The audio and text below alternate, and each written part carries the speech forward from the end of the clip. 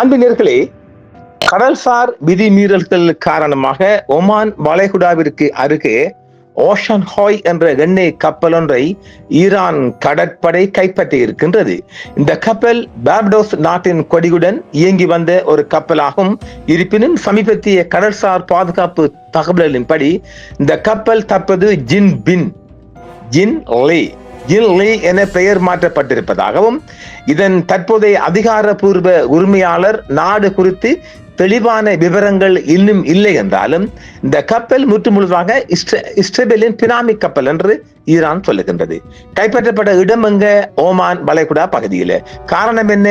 ஈரானின் தேசிய நலன்களுக்கு எதிராக செயல்பட்டதாகவும் எண்ணெய் ஏற்றுமதியை சீர்குலைக்க முயன்றதாகவும் கூறி ஈரான் கடற்படை இதை சிறைபிடித்திருக்கின்றது. சரி, தற்போதைய நிலை என்னவாம்? இந்த கப்பல் ஈரானின் தெற்கு கடற்கரை பகுதிக்கு கொண்டு செல்லப்பட்டு அந்நாட்டு நீதித்துறை அதிகாரிகளிடம் ஒப்படைக்கப்பட்டுள்ளது. அதாவது கப்பல் தரை தட்டப்பட்டு அதில் இருக்கின்ற அதிகாரிகள் சிறைப்பிடிக்கப்பட்டு கப்பல் ஓட்டுநர் மாலுமிகள் கூட சிறைப்பிடிக்கப்பட்டு உடனடியாக நீதிமன்றத்தில் நிறுத்தப்பட்டிருக்கின்றது. அதை தொடர்ந்து பார்க்கலாம்.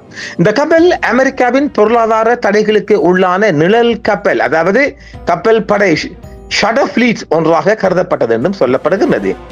ஓஷன் ஹாய் போன்ற கப்பல்கள் பல்வேறு நாடுகளின் பெயர்களில் பதிவு செய்யப்பட்டிருந்தாலும் அவற்றின் பின்னணியில் உள்ள உண்மையான உரிமையாளர்கள் அல்லது முதலீட்டாளர்கள் இஸ்ரேலிய நிறுவனங்களுடன் தொடர்பு கொண்டிருப்பதாக ஈரான் சொல்லி வருகின்றது. இந்த குற்றச்சாட்டை அடிக்கடி ஈரான் சொல்லுகிறது. பினாமி முறை, ப்ராக்ஸி ஷடோ ஓனர்ஷிப் சொல்லுவாங்க. சர்வதேச கடல்சார் சட்டங்களில் இருந்து தப்பிக்கவும் ஈரான் போன்ற நாடுகளின் தாக்குதல்களில் இருந்து பாதுகாத்துக் கொள்ளவும் பல கப்பல்கள் வெவ்வேறு நாடுகளின் பெயர்களில், உதாரணமாக பார்படாஸ் அல்லது பனாமா போன்ற நாடுகளில் பதிவு செய்யப்பட்டு அந்த நாட்டு கொடிகளுடன் பயணிப்பது, இதுதான் அவங்க செய்யறது குற்றமாக பார்க்கிறது. இந்த கப்பல்கள் மறைமுகமாக இஸ்ரேலிய நலன்களுக்காக செயல்படுவதால் தான் இவை தடுத்து நிறுத்தப்படுகின்றன என்று கூறி வருகின்றன ஈரான். இத்தகைய கப்பல்கள் சிறைப்பிடிப்புக்கு பின்னால் இருக்கும் இந்த நிழல் உலக ஷடோ ஃபிளீட் அரசுகளை தொடர்ந்து கண்காணித்து வருகின்றன. கடலிலேயே எண்ணெய் அதாவது ஷிப் டு ஷிப் டிரான்ஸ்பர், அதாவது ஈரான் தனது எண்ணெய் ஏற்றுமதி செய்ய பெரும்பாலும் இந்த கப்பல் முதல் கப்பல் மாற்றும் முறையை பயன்படுத்துகிறது.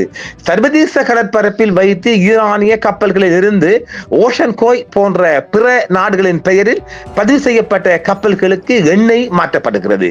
இத்தகைய கப்பல்கள் தங்களின் தானியங்கி அடையாள அமைப்பை அணைத்துவிட்டு அல்லது தவறான இடத்தை காட்டிவிட்டு ஈரானிய துறைமுகங்களுக்கு சென்று எண்ணெயை ஏற்றிக்கொள்ளும் வாய்ப்பும் உள்ளது என்று பார்க்கப்படுகிறது. இத்தகைய கப்பல்களின் ஈரானிய எண்ணெயை குறைந்த விலைக்கு வாங்கி வேறு நாடுகளுக்கு கொண்டு செல்ல முயலும் போது ஈரான் தனது நாட்டின் சொத்துக்களை பாதுகாப்பதாக கூறி அவற்றை கைப்பற்றுகிறது.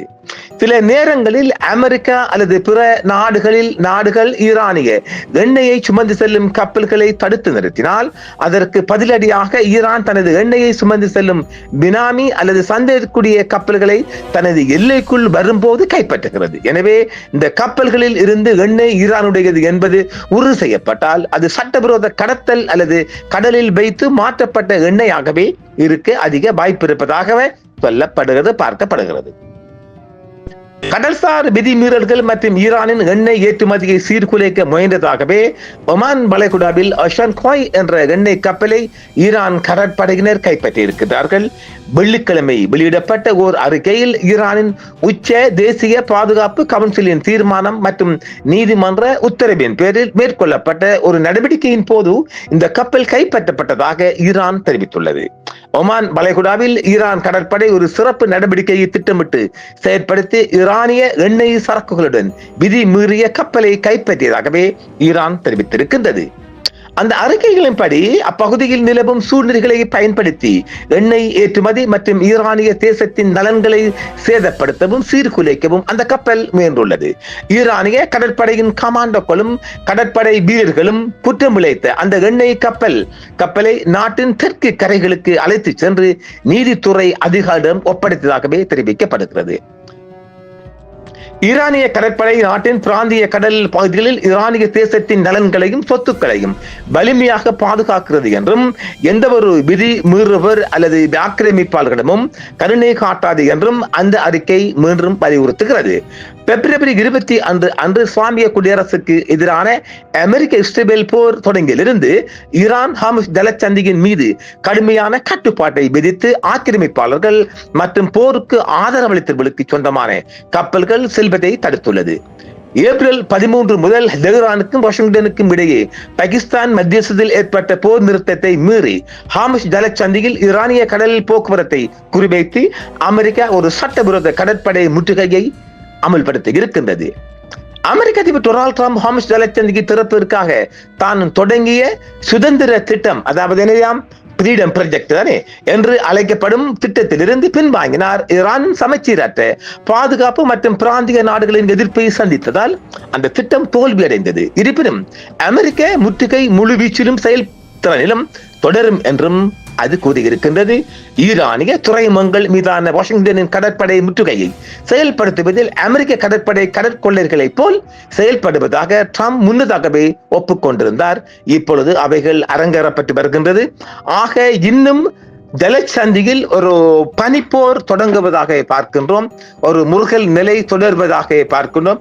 தொடர்ச்சியான செய்திகள் வெளிவந்த வண்ணம் இருக்கின்றது. மீண்டும் மற்றொரு காணொளியில் சந்திப்போம் நேயர்களே. என்றும் உங்களுடன் சன்ரைஸ் இந்தியா டிவி சப்ஸ்கிரைப் பண்ணுங்கள், பெல் பட்டனையும் கிளிக் செய்யுங்கள். உங்கள் ஆதரவே எங்கள் சேவை. ஆதரவு தாருங்கள், அரவணைப்போம். மறக்காம சர்ப்ரைஸ் பண்ணுங்க. தேங்க்யூ.